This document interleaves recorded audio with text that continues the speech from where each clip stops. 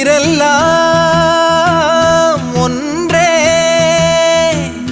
உறவாவோம் இன்றே.